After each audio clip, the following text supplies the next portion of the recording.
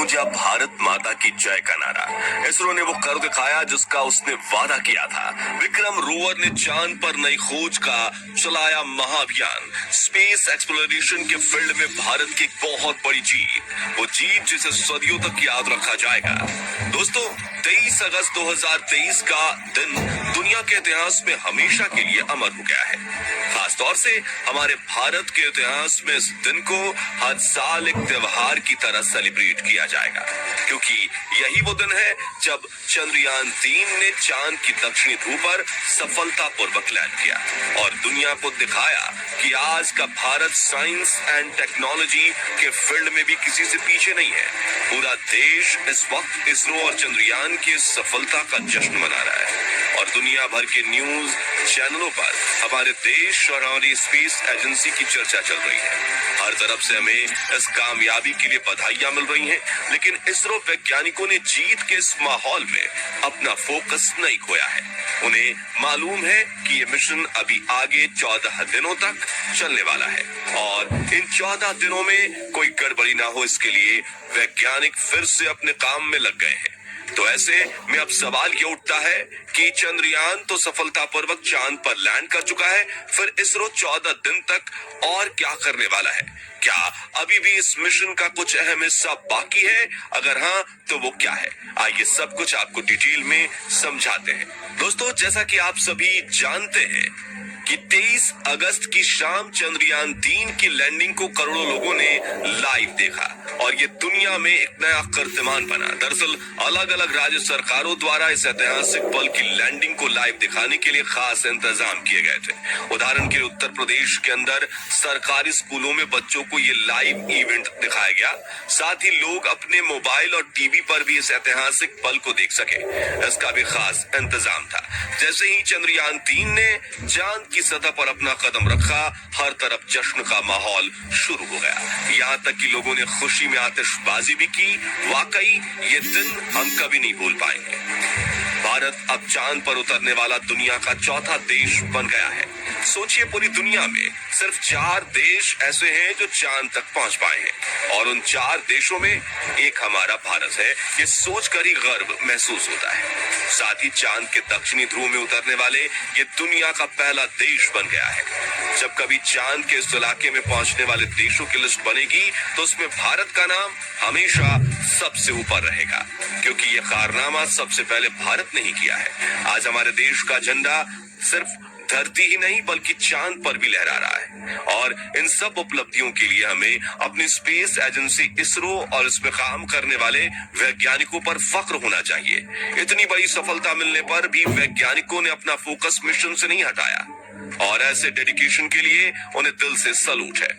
पर सवाल ये उठता है कि इस मिशन में अब आगे क्या क्या होने वाला है, लेकिन उससे पहले चलिए हम आपको बताते हैं कि हमारे लिए इस कामयाबी का महत्व क्या है और ये माइलस्टोन हासिल करने में हमारे वैज्ञानिकों को कितनी मेहनत करनी पड़ी है। दोस्तों, आपको 2008 में हुआ चंद्रयान 1 मिशन तो याद ही होगा। इस श्रृंखला का पहला मिशन था जो पूरी तरह कामयाब भी रहा था, लेकिन इस मिशन में चांद पर लैंड करना शामिल नहीं था। ऐसे में हमारे इसरो वैज्ञानिकों ने लैंडिंग को अपने अगले मून मिशन यानी कि चंद्रयान 2 का हिस्सा बनाया। यानी भारत आज जो चांद पर पहुंचा है उसका ख्वाब 13 साल पहले देखा गया था। शुरुआत में इसरो ने चंद्रयान 2 को 2008 में पहला मिशन सफल होने के बाद कुछ ही सालों में लॉन्च करने का प्लान बनाया था, लेकिन इसकी तैयारी जितना सोचा था उससे कहीं ज्यादा समय ले गई। यही वजह थी कि चंद्रयान 1 के बाद चंद्रयान 2 मिशन कोई 11 साल बाद 2019 में लॉन्च किया गया। यानी आज जो कुछ हम अपने चंद्रयान 3 में अचीव कर रहे हैं उसका प्लान हमने चंद्रयान 2 में बनाया था, मगर दुर्भाग्य से हमारा वो मिशन पूरी तरह कामयाब नहीं हो पाया और चंद्रयान 2 का लैंडर अपने आखिरी कुछ मिनटों में बेकाबू होकर चांद पर क्रैश हो गया। यानी 11 साल तैयारी करके भी हम उस मिशन में कामयाब नहीं हो पाए और तब दुनिया के कई देशों ने न सिर्फ हमारी एबिलिटी पर सवाल उठाया बल्कि हमारे इस फेलियर का मजाक भी बनाया। इसलिए उन सभी देशों को जवाब देने और उनका मुंह बंद करने के लिए चंद्रयान 3 मिशन कामयाब होना हमारे लिए बहुत महत्वपूर्ण था। दोस्तों, जब चंद्रयान 2 का लैंडर चांद की सतह पर क्रैश हुआ तो उस समय कि इसरो चीफ के सिवन ने मिशन के आखिरी 15 मिनटों को 15 मिनट ऑफ टेरर का नाम दिया था। और उन 15 मिनटों की याद में हमारे जहन में चंद्रयान 3 की लैंडिंग के दौरान भी जिंदा थी। हमें बस यही डर सता रहा था कि 4 साल पहले जो चंद्रयान 2 के साथ हुआ वो दोबारा ना। असल में दोस्तों, इस तरह के मिशन जिसमें किसी दूसरे प्लेनेट या सेलेस्टियल बॉडी पर लैंड करना होता है, उनमें लैंडिंग से पहले कुछ मिनट बहुत ज्यादा क्रिटिकल होते हैं। चंद्रयान 2 की बात करें तो वो उन आखिरी पलों में हॉरिजॉन्टल से वर्टिकल नहीं हो पाया था, जिसके चलते उसने क्रैश लैंड किया था। लेकिन इस बार इस तरह की सभी मुसीबतों से निपटने के लिए हमारे वैज्ञानिक पहले से ही तैयार थे। यहाँ तक कि इसरो चीफ एस सोमनाथ ने पहले ही ये कह दिया था कि चाहे चंद्रयान के सारे सेंसर्स और 2 इंजन फेल ही क्यों ना हो जाए, तब भी चंद्रयान 3 लैंड जरूर करेगा।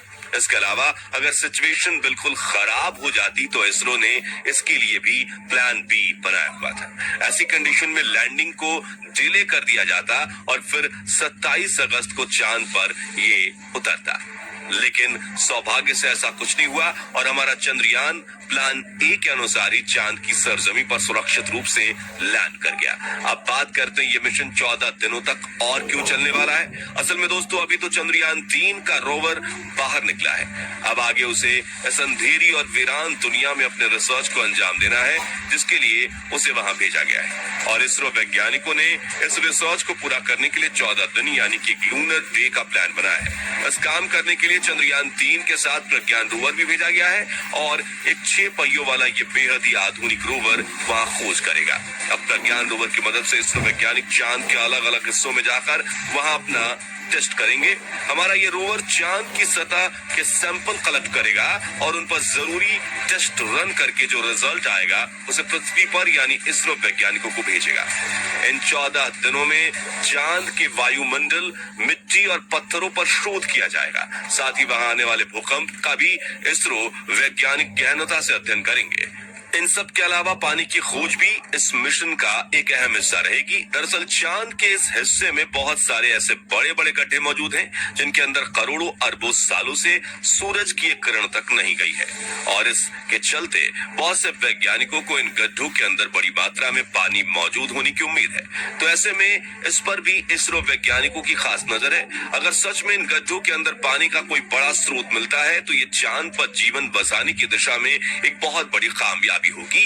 ये सारे टेस्ट और रिसर्च पूरा करने में इसरो को 14 दिन लगेंगे और ये काम पूरा होने के बाद चंद्रयान 3 मिशन को आधिकारिक रूप से संपूर्ण